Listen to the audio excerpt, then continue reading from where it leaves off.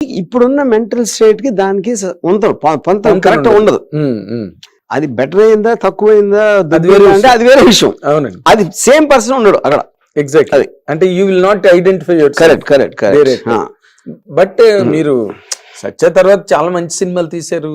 And మీరు ఇందాక మీరు అన్నట్టుగా మంచి చెడు అనేది సబ్జెక్టివ్ అనేది, హిట్ అయ్యి కూడా సబ్జెక్టివ్. నేనేంటంటే ఇది ఒక పర్టికులర్ ఎమోషన్ రిప్రజెంట్ చేసింది సత్య. ఇప్పుడు కంపెనీ సత్య తర్వాత వచ్చింది, సర్కార్ సత్య తర్వాత వచ్చింది, బూత్ సత్య తర్వాత వచ్చింది. కానీ వాటిల్లో కూడా ఐ ఫీల్ సత్యాలో ఉన్న హార్ట్ లేదన్న ఫీలింగ్. హార్ట్ కాదు, సారీ టు కరెక్ట్ యూ, ఆ ఇంటెన్సిటీ ఏదైతే సత్యాలో క్రియేట్ అయిందో, ఆ ఫ్యూజన్ క్యారెక్టర్స్ మధ్య, సీన్ టు సీన్ మధ్య, అది నేను కదా హార్ట్ అంటే నా ఉద్దేశం. ఇప్పుడు కంపెనీ కూడా చాలా మంది ఫ్యాన్స్ ఉంటారు కంపెనీ సినిమా. అదేంటంటే every film will represent a certain genre. మీరు ఇప్పుడు కంపెనీ అనేది ఒక టాప్ యాంగిల్లో అండర్ వరల్డ్ ఎలా ఉంటుంది అనే ఒక కాంటెక్స్ట్ లో తీసినది. Satya is very low angle film or high level film actually, human లెవెల్లో. ఇప్పుడు సత్యాలో మీరు చూస్తే టెక్నిక్ చాలా తక్కువ ఉంటుంది సత్యాలో. అవును, టెక్నిక్ చాలా తక్కువ. కరెక్ట్. ఇప్పుడు ఫోటోగ్రఫిక్ యాంగిల్స్ కానీ కెమెరా మూవ్మెంట్స్ కానీ సత్యాలో చాలా తక్కువ ఉంటాయి.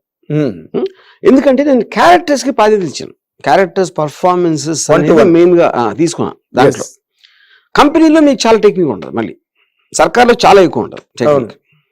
So of course each film ని అప్పుడు దాని ఎలాంటి స్టైల్లో తీయాలని ఒక డెసిషన్ తీసుకుని చేసింది అవన్నీ కూడా. అవునండి.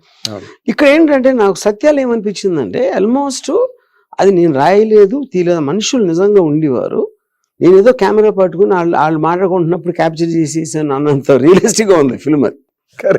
అది అది క్యారెక్టర్స్ మనలో వచ్చింది. లైవ్ క్యారెక్టర్స్ లాగా ఉంటాయి. కరెక్ట్. ఏ పాత బస్తీల్లోనో కోటిల్లోనో తిరిగే మనుషుల మధ్య మీరు అన్నట్టుగా. కరెక్ట్. అయితే అంటే మీరు నార్మల్ గా మీ ట్వీట్ లో మీరు చెప్పినట్టుగా రంగీలా, సత్య ఇవన్నీ వీటితో completely I'm not drunk on alcohol but drunk on these victories అని అన్నట్టుగా. అంటే అంత మీరు క్రియేట్ చేసిన కంటెంట్ మీదే ఇదేమో మీరు నేనైనా తీసేది అనుకుంటున్నాను, అవేమో నేను అసలు I'm fully drunk on those successes అన్నారు. అసలు ఈ రెండింటి మధ్యలో కాంట్రాస్ట్ నాకు really I could not really. నేను అదే అంటున్నాను, ఎందుకంటే ఇప్పుడు మీరు ఇది 27 years అయిపోయింది, ఆ టైంలో తీసింది నేనే, అది ఎవ్రీబడి నోస్. కానీ ఈ తర్వాత దానికి వచ్చిన పేరు కానీ మిగతా సినిమాలకు వచ్చిన పేరు దాంతో తెలియకుండా నా మైండ్ ఒక కనెక్షన్ కట్ అయిపోయింది అంట. ఓకే, ఆ ఎమోషన్ అనేది మర్చిపోయినాను, ఎమోషన్ అనేది నా మైండ్ లోంచి వెళ్ళిపోయింది. అప్పుడు నేను కొత్తగా చూసినప్పుడు ఎందుకు వెళ్ళిపోయింది, దీని మళ్ళా డ్రంక్ ఆన్ సక్సెస్ మళ్ళా. అంటే ఇప్పుడు ఒకవేళ సపోజ్ ఒకటి మీరు ముందు చాలా ముందు రోజులు మీ దగ్గర డబ్బులు ఎక్కువ ఉండకపోవచ్చు, మీ దగ్గర ఒక ఏదో ఒక పోవర్టీని కానీ ఒక కష్టాలను కానీ అనుభవిస్తారు. సడన్ గా ఒకరోజు సక్సెస్ వచ్చేసింది అనుకోండి, ఒక పర్టికులర్ టైం తర్వాత ఆ పీరియడ్ మర్చిపోతారు మీరు.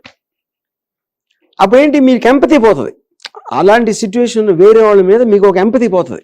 ఎగ్జాక్ట్, అది జరిగింది. అదే మీకు సినిమా మీద అయితే అంటే వాట్ కుడ్ హ్యావ్ కాంట్రిబ్యూటెడ్ అంటే, ఓకే మీరు డైరెక్ట్ గా ఓపెన్ గా చెప్పారు సక్సెస్ లని, బట్ మీరు మీ ఫీలింగ్ కి మధ్యలో మీ తాలూకా ట్రాన్స్ఫర్మేషన్ కి మధ్యలో అంటే డిడ్ ఎనీబడి ఇంటర్ఫియర్ మిమ్మల్ని? అలా కాదండి, మీరు గ్రేట్ సార్ వరుణ్ గారు, నా ఫాల్ట్స్ అన్నిటికీ నేను ఒక్కనే కారణం, ఇంకెవరు లేదు. ఎందుకంటే I believe I'm a very intelligent man, I believe I'm a very practical guy, I have a lot of and I'm very well read person. So నన్ను ఇన్ఫ్లుయెన్స్ చేయడానికి ఎవరి వల్ల కాదు first of all. So nobody did that. ఇది కేవలం నేను చేసుకున్న స్వయం అపరాధం అని అంతే. ఎందుకంటే నేను నా ఫెయిల్యూర్కి ఎవరికి క్రియేట్ అవ్వను, నా సక్సెస్కి ఇస్తా. దానికి ఎందుకంటే కారణం, ఇప్పుడు ఒక ఫిల్మ్ మేకింగ్ అనేది ఒక టీమ్ ఎఫర్ట్ ఉంటుందండి. Team effort, director is not a primary artist in the sense of the word. Music director music చేస్తున్నాడు, డైలాగ్, కెమెరామెన్ కెమెరా, యాక్టర్, ఇలా రకరకాల వాళ్ళందరినీ నా విజన్ తోటి నేను ఒక ఛానలైజ్ చేస్తాను, ఒక ఎమోషనల్ ఇంపాక్ట్ క్రియేట్ చేయడానికి. అది డైరెక్టర్ పని. సో డైరెక్టర్ ఆర్టిస్ట్ కాదు, అలా చూస్తే ప్రైమరీ ఆర్టిస్ట్ కాదు. Primary artist, correct. So not an artist, primary.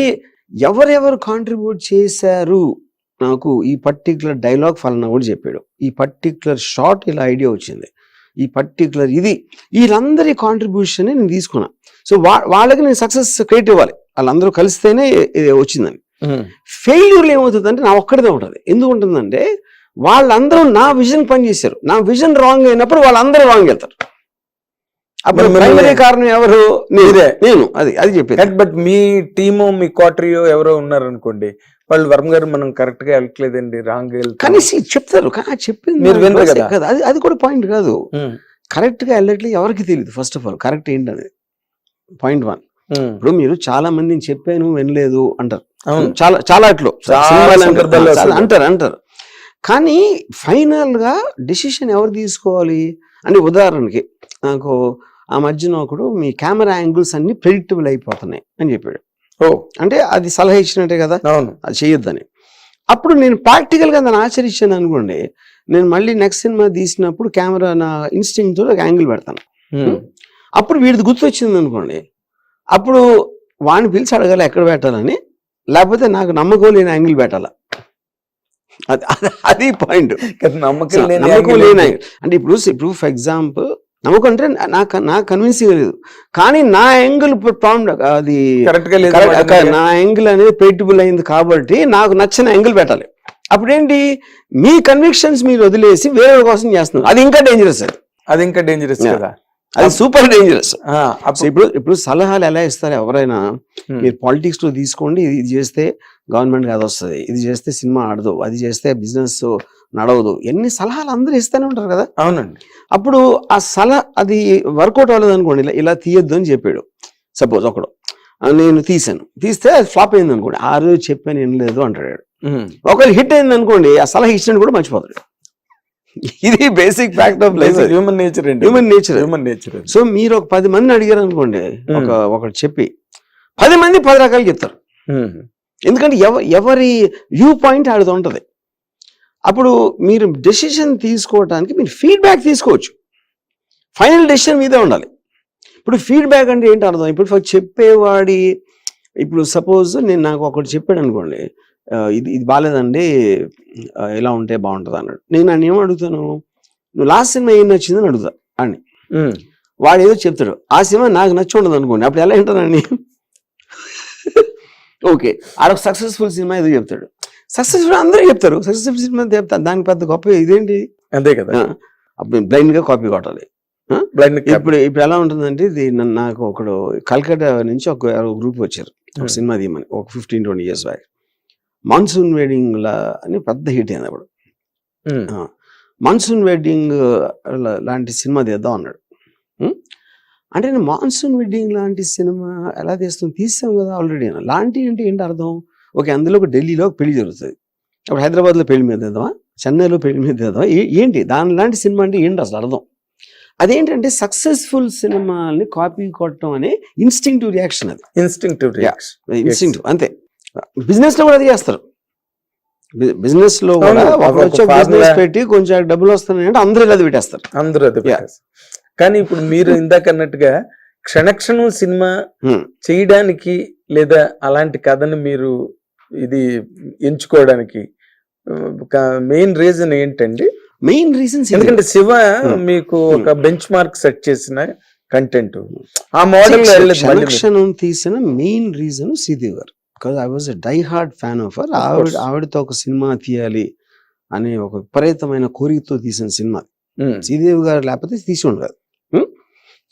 అది అందులో ఒక మిస్టేక్ అది జరిగింది. నేను శ్రీదేవి గారు ఆల్రెడీ వెంకటేష్ హీరో. సో ఇప్పుడు నేను వెంకటేష్ ఆల్మోస్ట్ సినిమాలో 30-40 minutes తర్వాత వస్తాడు. అవును, వచ్చినా కూడా నాగార్జున రేంజ్ ఇంట్రొడక్షన్ ఇవ్వాల అంటే ఆ సినిమాలో కుదరలేదు. ఆ స్టోరీ డిఫరెంట్ కాబట్టి ఆ స్టోరీ డిమాండ్ చేయాలి. కానీ శివ చూసి క్షణక్షణం థియేటర్లోకి వచ్చిన వాళ్ళు అందరూ కూడా అదే ఎక్స్పెక్ట్ చేస్తారు కదా. అదే ఎక్స్పెక్ట్ చేస్తారు. మళ్ళీ ఒక సైకిల్ చైన్ లాంటి ఎపిసోడ్ ఉంటుంది, లేకపోతే ఇది ఉంటుంది, ఓపెనింగ్ ఎపిసోడ్ ఉంటుంది. ఆ మూడ్ లో వచ్చినప్పుడు I couldn't satisfy. That is the reason that the picture didn't work. తర్వాత ఇంకోటి, ఆ సినిమాలోని బాగా ఇమోషనల్ పెంటప్ ఇమోషన్ పాయింట్ దగ్గరికి వచ్చేసరికి శ్రీదేవి గారు ఏమో దేవుడా దేవుడా దేవుడా దేవుడా అని అడ్రాప్ అయిపోయింది అక్కడ. కానీ ఇప్పుడు అది ఇంకా వేరే వేరే అంటే in the ఉంటుంది. sense ఎందుకంటే I'm telling, చాలా మందికి అది నచ్చింది. అది కూడా. Very good. Hmm. నేనే చెప్పా కదా అందులో అసలు ఒక శ్రీదేవి లాంటి ఆ రోజున్న బబ్లింగ్ బ్యూటీని డాన్సింగ్ క్వీన్ అనిపించుకున్న శ్రీదేవిని కూర్చోబెట్టి మొత్తం song అంతా తీశారు. కరెక్ట్. అసలు అది ఎవరు చేయగలండి? నోబడీ కెన్ రియల్లీ కానీ చేశాను కానీ దాని మీద చాలా క్రిటిసిజం వచ్చింది అప్పుడు. ఇప్పుడు శ్రీదేవి గారు టెరిఫిక్ డాన్సరు, అవును. చాలా అందగత, ఆయన మంచి మంచి డ్రెస్సులు వేసుకుని అందాన్ని చూపించకుండా ఈడ ఒక డర్టీ స్కర్ట్ వేసుకుని నేల మీద కూర్చోబెట్టి కలగకుండా ఉన్నాడని చాలా మంది ఉన్నారు. అది కూడా అడవిలో. యాక్చువల్గా దిస్ ఇస్ ట్రూత్. అలా ఆలోచిస్తే ట్రూతే కదా అది. కరెక్ట్. మీరు సినిమాలోకి రావటానికి ఆహ్లాదం పొందడానికి వస్తారు, ఒక హై పొందడానికి వస్తారు. కరెక్ట్. అప్పుడు అలా చేసినప్పుడు కానీ తర్వాత ఏమవుతుందంటే మీరు తర్వాత చూసినప్పుడు ఆ pressure of opening day expectation emotion ఉండదు కాబట్టి అవును. టీవీలో చూసినప్పుడు చాలా బాగుంటుంది. అయ్యో టీవీలో కొన్ని లక్షల సార్లు చూసిన సినిమాని Correct. ఈ రోజుకి కూడా. బట్ మీకు అనిపించలేదండి పర్సనల్ గా, మీరు అంత డైహార్డ్ ఫ్యాన్ కదా శ్రీదేవి గారికి, ఇప్పుడు తనని కూర్చోపెట్టి సెట్ లో తన డాన్సులు చేస్తుంటే అసలు మీరు ఎంజాయ్ చేయొచ్చు, మీతో పాటు మేము కూడా ఎంజాయ్ చేసేవాళ్ళం. అసలు అందరిని ఏడిపించారు కదా, అందరు కలల రాణిని అసలు కట్టుబట్టలతో అడవికి పంపించి అడవిలో కూర్చోబెట్టి పాట తీసి మీకు అనిపించలేదు అలాగే? What did you expect of it? అంటే నేను ఒకటి I wanted to show her very beautiful, ఒక టార్గెట్. రెండోది తనకున్న extraordinary acting capacity which I saw in mister India, లేకపోతే అలాంటి సినిమాలు, వాటిలో తనకున్న కామెడీ టైమింగ్, ఇవన్నీ ఎక్స్ప్లాయిట్ చేయడానికి డిజైన్ చేసి రాసిన స్క్రిప్ట్ అది క్షణక్షణం. ఓకే. శ్రీదేవి చుట్టూ. అంటే ఎవరు మిమ్మల్ని మీరు ఇంకా there was never ever discussion? No discussion. ఇంకా మీతో ఎవరు మాట్లాడతారు సార్ శివ తర్వాత? ఎప్పుడు మాట్లాడలేరు, ఆ తర్వాత అసలు ఎప్పుడు మాట్లాడలేదు. శివ కూడా మాట్లాడరా. అంటే అది మీరు కన్విన్స్ చేసే దాన్ని బట్టి ఉంటది కదా. అయ్యో వెంకట్ గారు చెప్పారు కదా కాన్వర్సేషన్ లో మాట్లాడినప్పుడు నేను కన్విన్స్ చేయగలిగితే ఒప్పుకుంటారు కదా. అదే పాయింట్. మరి ఆ తర్వాత డౌన్ ది లైన్ క్షణక్షణం తర్వాత గోవింద గోవింద వచ్చింది. Govinda Govinda was also did not fair. Correct. మీరు మీదైన కారణం గోవింద గోవింద ఒక వన్ రీజన్ ఈజ్, ఇప్పుడు నేను హోల్ ఒక స్టోరీ అంతా బిల్డప్ ఇంటర్వ్యూలో ఒక రాబరీ జరుగుతుంది తిరుపతి. దాన్ని ఎలా సాల్వ్ చేస్తారు ఏంటి అనేది సెకండ్ పార్ట్. ఈ రాబరీ నేను 1200 feet ఎంతో, అంటే ఆల్మోస్ట్ 12 to 13 minutes, దాంట్లో సెన్సార్లో 9 minutes ఎగిరిపోయింది. 9 కన్నా పైన. ఎందుకు వాళ్ళు వేసి దేవుడి గుడిలో షూస్తో ఉండకూడదు, అంటే దొంగలు రాబ్ చేయడానికి వచ్చి వాళ్ళు షూస్ ఎందుకు ఇస్తారు బయట? ఓకే, అది వేరే విషయం. దాని ఒక్కదాన్ని మనం అంటలేను. That could be one reason, fundamental hook point of the film అది ఆ టైంలో. సెకండ్ మేబీ అంటే ఇప్పుడు ఇదంతా కూడా పోస్ట్ అనాలిసిస్ క్షణక్షణం లాగా. అంటే post main reason I believe robbery thing ఒకటి, దాంతో ఎమోషన్ అనేది లేకుండా పోయింది సినిమాలో. సో ఇండివిజువల్ గా సాంగ్స్ బాగున్నాయి, ఏదో సీన్స్ బాగున్నాయి, అన్ని బాగానే ఉన్నాయి, కానీ what was missing is the fundamental hook. దేనికోసం అయితే సినిమా తీసామో అది లేదు సినిమా. 9 minutes లేపేయడం వల్ల అదే మెయిన్ పాయింట్ లేదు కదా. ఓకే. ఎందుకంటే అసలు ఒరిజినల్ గా ఆ సీక్వెన్స్ చూస్తున్నప్పుడు రీ రికార్డింగ్ టైంలో ఈ కోరస్ సింగర్స్ కొంతమంది మోర్చిపోయారు అసలు అది చూసి, ఆ ఎపిసోడ్. అవునా? రాబరీ ఎపిసోడ్ చూసి. అంటే అంత స్ట్రాంగ్ ఎమోషన్ ఉంటది అది.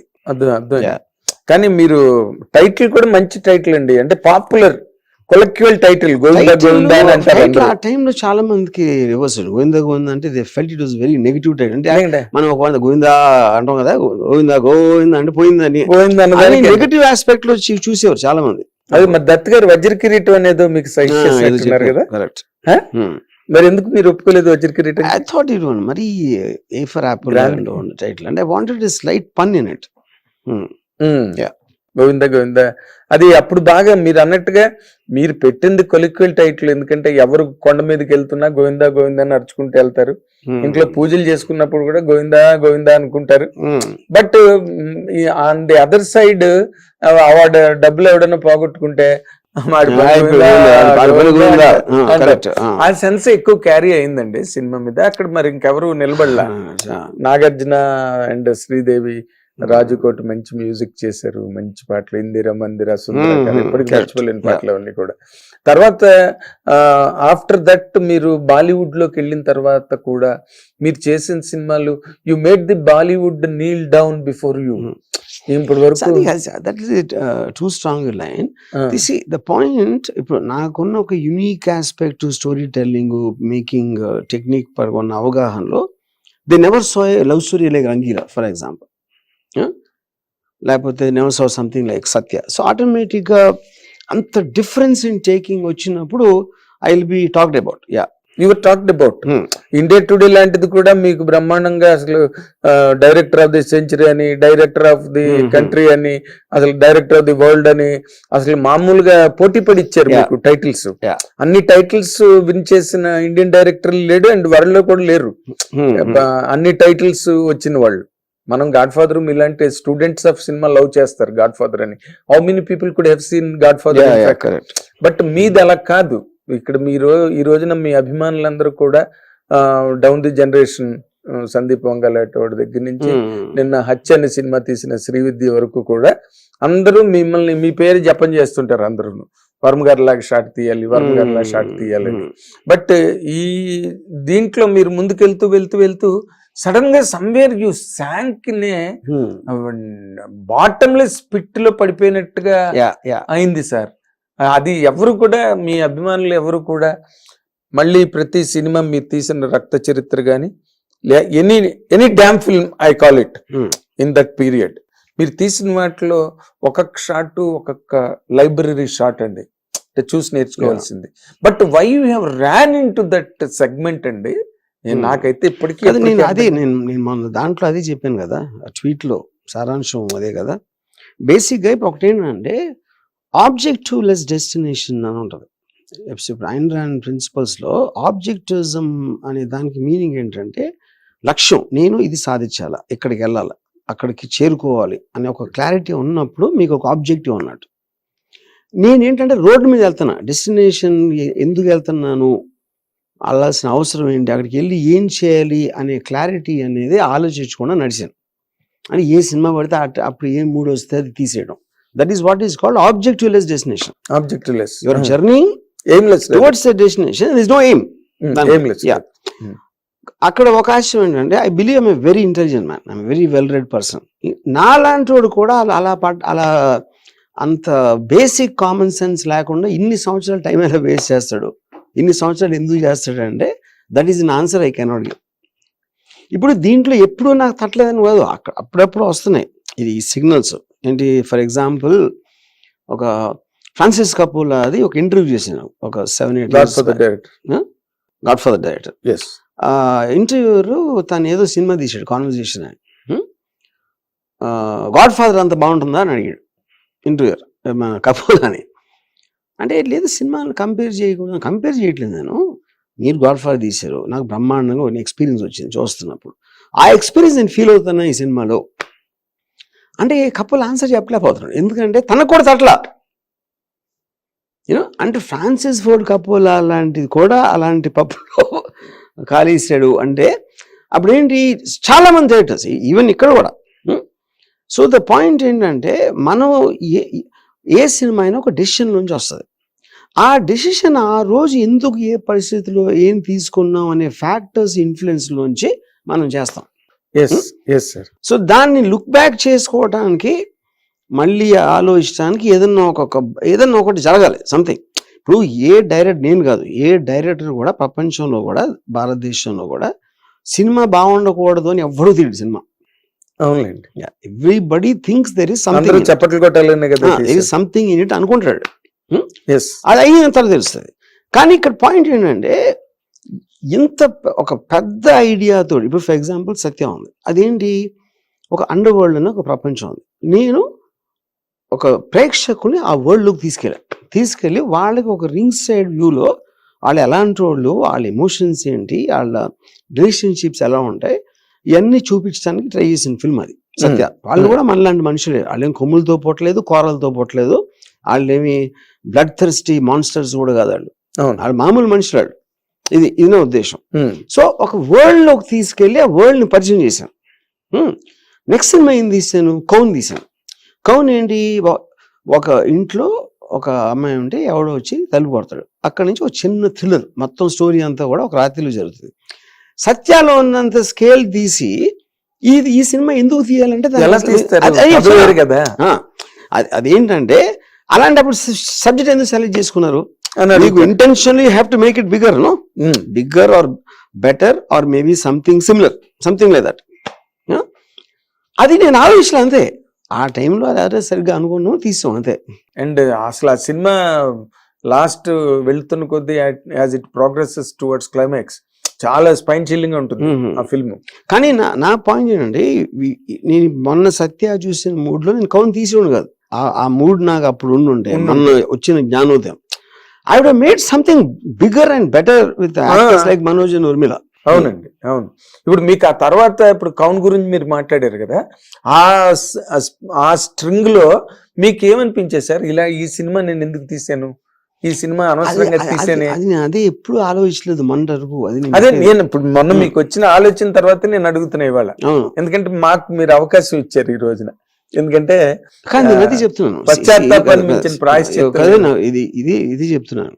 అది ఆ ఇన్ని సంవత్సరాలు ఇది 1 year 2 years కాదు కదా, ఒక సినిమా 2 సినిమాలు కూడా కాదు. సో అది ఎందుకు వచ్చిందంటే దానికి ఆన్సర్ నేను చెప్పగలిగితే నిజంగా నేను చేసేవాడిని కాదు. అంటే అప్పుడు మీకున్న మూడ్ వేరు కదా. నేను అదే అంటున్నా, ఇప్పుడు కదా మీరు మీకు ఇంటర్వ్యూ ముందు ఏం చెప్పాను, ప్రతి డెసిషన్ మీరు తీసుకునేది అప్పటికి సంబంధించిన కొన్ని ఫ్యాక్టర్స్ ఇన్ఫ్లుయెన్స్ చేస్తాయి. ఫ్యాక్టర్స్ అంటే మనుషులు కాదు, ఫ్యాక్టర్స్, మైండ్ స్టేట్. మీ మైండ్ స్టేట్ మీరు ఏదో మాట్లాడుతూ ఇది తీయని ఎవరు చెప్పలేను, that is not how it happens.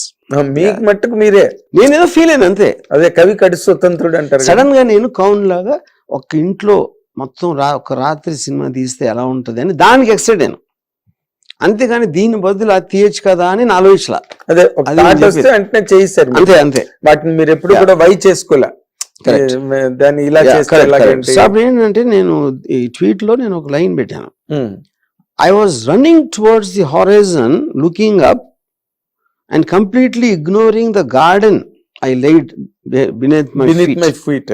మీరు ఏదైతే లాంచ్ ప్యాడ్ ని మీరు తీసుకున్నారో దాన్ని అర్థం చేసుకోకుండా, దాన్ని కరెక్ట్ గా వాడకుండా మీరు హొరైజన్ ని చూసి పరిగెడుతున్నారు. Left the ground because of that many times I fell down అని చెప్పా ట్వీట్ లో. అదే చాలా అంటే మీరు ఎక్కడ ఏ రోజున కూడా you did not what you call recapitulate not did you ever repent on that.